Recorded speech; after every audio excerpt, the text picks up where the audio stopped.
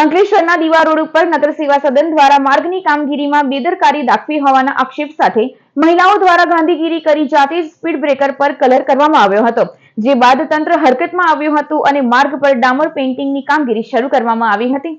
અંકલેશ્વર નગર સેવા સદન દ્વારા તાજેતરમાં જ દાંડી હેરિટેજ માર્ગ અંતર્ગત અંકલેશ્વરના દીવા રોડ પરના નવીનીકરણની કામગીરી હાથ ધરવામાં આવી હતી। ₹28 લાખના ખર્ચે આ કામગીરી હાથ ધરાઈ હતી।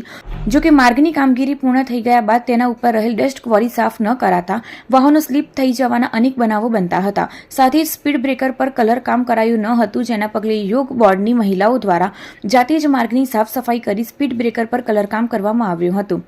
આ બાદ નગરપાલિકા તંત્ર હરકતમાં આવ્યું છે। દીવા રોડ પર નગર સેવા સદન દ્વારા ડામર પેઇન્ટિંગની કામગીરી શરૂ કરવામાં આવી છે, જે પૂર્ણ થઈ ગયા બાદ હવે સ્પીડ બ્રેકર પર કલર કામ કરવામાં આવશે।